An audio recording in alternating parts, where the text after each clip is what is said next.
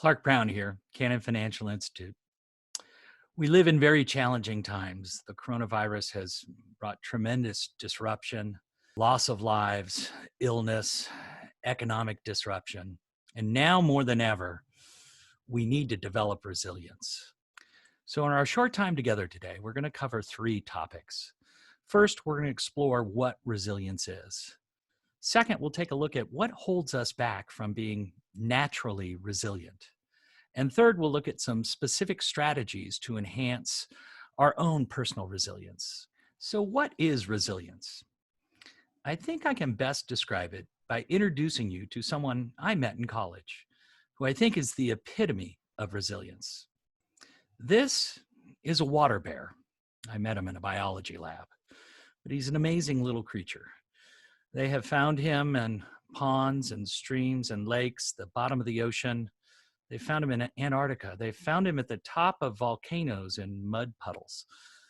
This little guy can survive a lot. Scientists have exposed him to temperatures in excess of 400 degrees centigrade. They've put him in the deep freeze. They've irradiated him.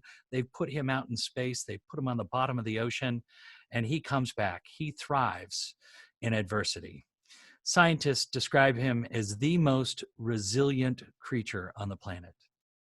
But we don't have to look too far to find other examples of resilience in our own culture, in our own species. Steve Jobs, fired from CEO job of the company he founded, yet came back to be CEO again. Walt Disney, fired from a journalism job, and his editor told him he would never come up with an original idea. Michael Jordan, cut from the high school basketball team. Oprah Winfrey, hired from one of her first television jobs and told by the producer she just didn't have the TV it. So, what is the common thread here that each of these folks have? Well, it's resilience. And what is resilience? Oftentimes people think of resilience as the ability to bounce back to the state you were in before. But it's really much more than that. It's about bouncing forward. You look at where Steve Jobs ended up and Walt Disney and Oprah and Michael Jordan. And it wasn't that they went back to a previous state. They advanced. In the face of that adversity, they grew. They came out even better than they were before when they went into the adversity. This is really what resilience is about. It's the ability to bounce forward. Now, this isn't something that is, just part of the genetic code of a very few. It's something that we can all develop. To develop resilience, it's really the combination of these three elements: mindset, skill set, and tool set. The right mindset and the attitude that we take into each and every engagement. The skill sets to use to enhance that mindset, and the tool set to be able to make really good decisions. These are the things that really add up to resilience. So resilience is about bouncing forward, and it's about learning some new skills, acquiring some new tools, and having the right mindset. But what is it that holds us back from just naturally being resilient? Well, we can look to our own programming, if you will, our own hardwiring in our brains as to what gets in the way of truly being resilient. So let's start with this experiment to understand what gets in the way. Take a look at the woman on the screen here. What would be the one word you would use to describe the emotion she's expressing? In all likelihood, you probably came up with a word that had a negative connotation. Certainly, you probably didn't pick a word like joy or exuberance or happy. Oftentimes, when we do this in a workshop, the kinds of words that we hear are frustrated, angry, sorrowful. The fact is, this picture has been augmented, it's been enhanced and designed such that this woman is actually expressing no emotion at all. The negative connotation that you put on this was in your own head. It wasn't in the picture. So why is that? Why do we tend to want to put a negative spin on something that otherwise isn't there? Researchers describe this as the negativity bias. It's some hardwiring we have. It's why when you look at this picture, your eyes are almost immediately drawn to the one face that isn't a smiley face. We have this ability to find negative things when they're there and oftentimes even when they're not there. This bias is at play all of the time, and it's part of our protection system. As we've evolved over thousands of years, our brain has changed. And there's really three parts to it. And at the base, the oldest part of our brain is an area they describe as the amygdala. It's that centurion that is constantly scanning the horizon looking for danger. And when it spots that danger, it goes to work immediately.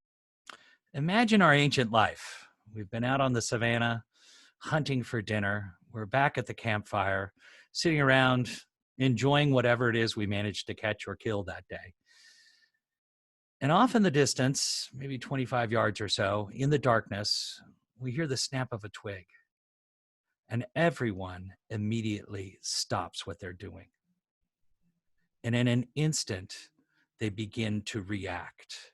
The fight or flight response goes off in response to a stimulus that was perceived as a threat.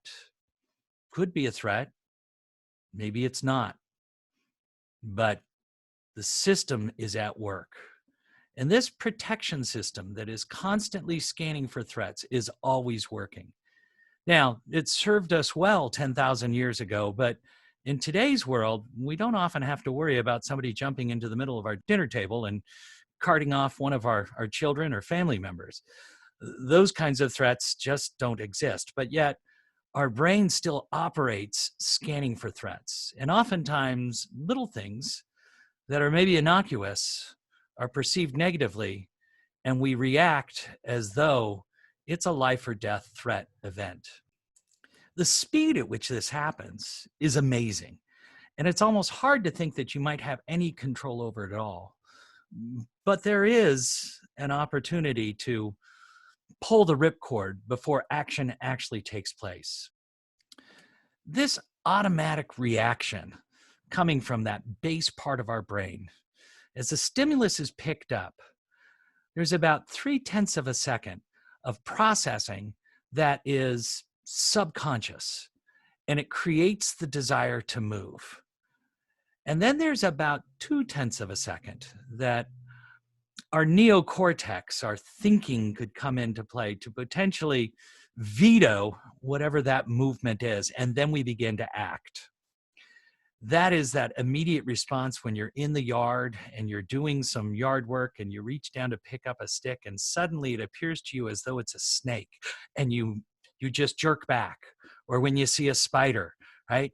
It's that momentary, instantaneous reaction. But we do have the power to control what our actions are, what our behaviors are in those instances. So while we have these primal motivations or urges to want to take action in the appearance or presentation of a danger or a threat, this may not serve us well in today's everyday life. Consider what it looks like in the workplace, the things that can happen each and every day that could be perceived as a threat. An email from a client, a voicemail, certainly just watching the markets today. All of these things can create that threat response that we have. And it's not just us. Our clients, they're wired the same way. As they see this tremendous decline in the market, they perceive that certainly as a threat to their financial security, and they're likely to react and take immediate action that may or may not be filtered through any kind of rational thinking. So what does this mean for us as advisors and leaders of our teams, leaders in our organization? Well, there's probably 4 implications to this. The first is we need to be aware of our own state, our own emotional state when we are taking action. Secondly, we need to choose the appropriate behavior for the situation. Behavior is a choice. It's always a choice. So we need to build in reflection time before we act, knowing what state we're in so that we can take charge of the action. Third, we need to recognize where others are in their process and work to create a safe environment during this chaos and change. So let's turn our attention to how we develop resilience so that the actions we take will lead to the results that we really want.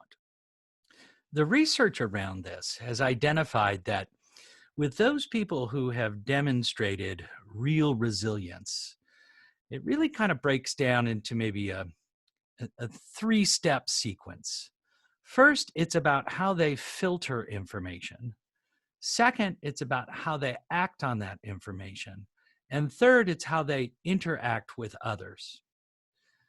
So we have all this stimulus coming in all of the time. And how do we filter that? Well, some of the base filters start with mindset around how you see yourself. First, personal responsibility. The most resilient people own their own outcome. They recognize that their success or failure is dependent upon them and the actions they take. Secondly, they have a realistic optimism, not a sky is always sunny optimism, but an optimism for a positive outcome, but yet realistic in nature. Third, they're anchored in strong personal beliefs, a sense of purpose and meaning about what their vocation is, what their mission is in life. All of these help them to filter information and be able to sort out what's important and what's not important. Second, how we act. The most resilient people act with self-assurance. They're confident in their own ability to get the job done. Self-composure, their sense of calm is evident even in the most trying times of crisis. I can think of Captain Scully, and they listened to the tapes of the cockpit as the plane was going down into the Hudson. And this was not a team of people screaming and yelling. They were quite composed and they were quite calm as they worked through the routines that they had self-assurance around that they knew they could execute. Problem solving, the ability to be able to find and innovate new ways to solve problems, and strong orientation towards goal, moving towards that goal with small steps each and every day. Third is how they interact with others. The most resilient people are able to have courageous conversation, the communication with others, to be honest when honesty is needed, and at the same time, seek out and provide social support for others. So we look at these three acts, if you will, and the 9 characteristics here that emerge. These are all things that we can work on developing ourselves. And this is about developing the right mindset to be resilient. So these 9 characteristics give us a sense of what it looks like to be resilient, right? That's what good looks like. So how do we go about developing these? Well, I don't have time to share with you all of the tactics, but we'll take a look at 2 real quickly. So 6 strategies to enhance resilience. The first is about challenging automatic beliefs, the things that are likely to put us into a spin or an immediate emotional state or reaction. Second is mindfulness. Practicing mindfulness gives us a greater capacity to be able to challenge these automatic beliefs at the time of crisis. Third is a strategy of act as if, which capitalizes on some of the physical things that we can do to enhance our resilience. Fourth is practicing gratitude. Fifth is practicing giving. And 6 is around goal setting. We'll take a quick look here at numbers 1 and 2. So challenging automatic beliefs. It's about understanding there's a sequence of events that go down when a challenge comes up. And in one way, we can be a passenger. and just let our automatic thinking take place. And where we end up, who knows?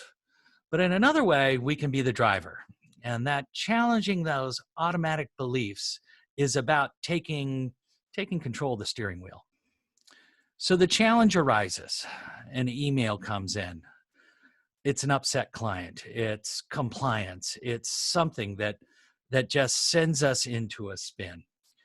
And that then drives a response, either an emotion or a behavior, just maybe plummeting us into despair or potentially causing us to react and fire back an email that just exacerbates the situation. So this step between C and B, there's actually something that takes place in between. This is the automatic thinking. The automatic thinking, our brain has just processed this, and we go through maybe a series of doom and gloom type of predictions based on the information we just received.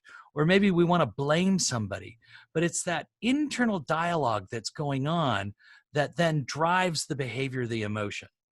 So taking control of this is about moving from being in the back of the cab where somebody else is driving, and that would be the automatic thinking, to instead, when the challenge arises, to engage in active thinking and then come back with a more realistic response.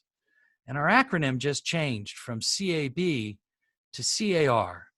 It's about taking control of the steering wheel and driving a safe route. So how do we take control of that automatic thinking? Well, it's about learning to listen to the dialogue in your head, the self-talk that you have, and being able to name that self-talk when it's not productive, setting it aside so that you can then do some active thinking. Here's an acronym to identify some of that self-talk that is related to that automatic thinking, which can be very counterproductive. The acronym is DRAINING. The D for disastrous Diane. This is the voice in your head that's telling you this is the worst thing that could ever happen. It's the end of the world. My career is down the tubes. We're going bankrupt. I'm going to get foreclosed on. That voice is not very productive. On the flip side of that is Rosie Ray, who has an unrealistic sense of optimism. It doesn't matter that the markets are down 30%. We'll still be able to meet our goals this year. Well, with the markets being down 30% and our revenues driven by assets under management, it's hard to imagine how we're going to make goal, Ray. Assuming Amber. This is the voice in your head that immediately discounts your ability to rise to the challenge. I could never do that. I'm going to fail. I'm not good enough for this. Internalizing Ike. This is the voice in your head that takes blame for everything. It's my fault this happened. I made the mistake. How could I have been so foolish?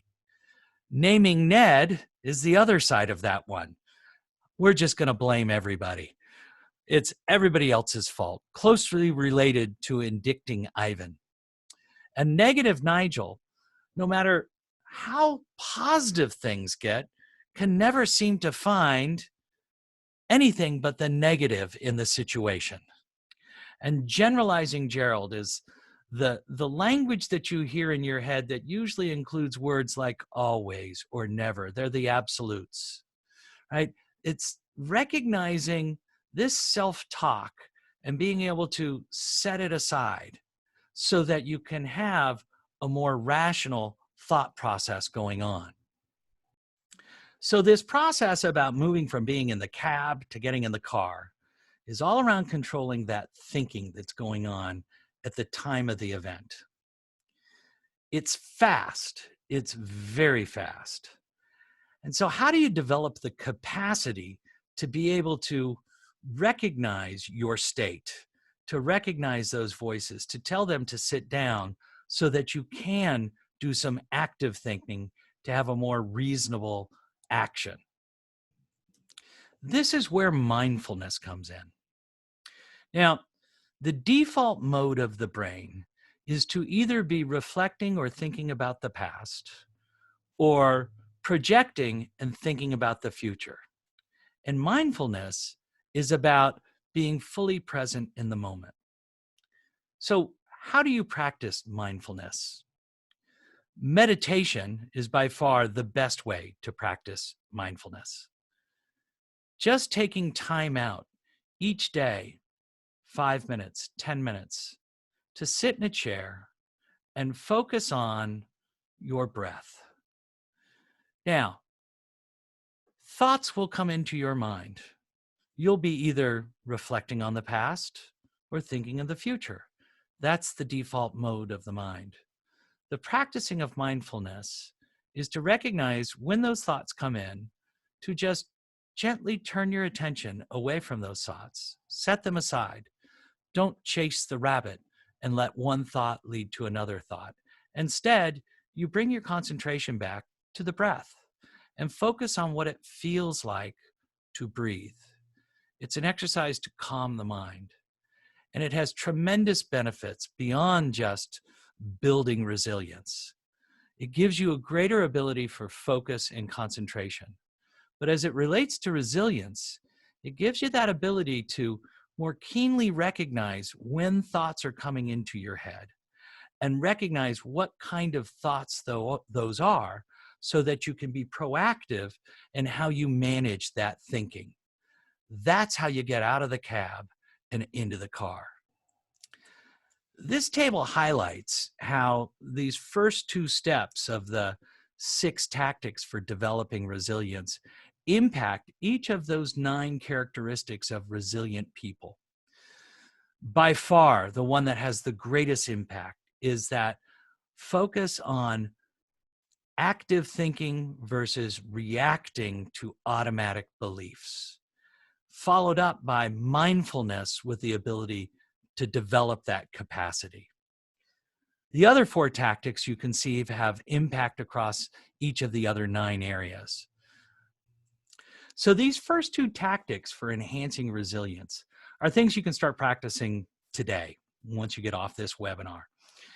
If you need help with mindfulness, and I have no financial interest in this company whatsoever, but I personally use an app called Headspace. And for $12.99 a quarter, I think, you get some great coaching to walk you through that exercise. Take the acronym DRAINING and be cognizant of those internal voices and the automatic beliefs that are going on that are often driving your reactions. Practice taking control with active thinking for a more reasonable response. Get out of the cab, get in the car, but stay 6 feet away from the people next to you. Let's recap where we've been. We all face hidden barriers and challenges, and this is something that is universal. But the ability to recognize and manage those challenges and those barriers, that is the essence of resilience. And resilience is something that can be developed through very specific strategies. And we've looked at 2 ways to do that today. Returning to my friend, the water bear, you think what Darwin would have to say about this? Darwin would say it's not the strongest of the species that survive, nor the most intelligent that survive. This little water bear here, he doesn't look very strong, and bless his heart, he just doesn't look very smart. That's probably a face only a mother could love. But it's the one that is the most adaptable to change that will survive. We've faced some tremendous challenges as an industry, as a community, as an economy, each of us individually as producers. Learning to build your resilience will help you to identify new opportunities, to innovate new ways to engage your clients, ways to grow your business. And you're needed desperately as people will start to work their way out of this mess into a new reality, not knowing exactly what that's going to look like, but they're going to need guidance and advice. And that's your job. Happy to have had the time to be with you today. Be safe. Take care of yourselves. Take care of your family. Thanks.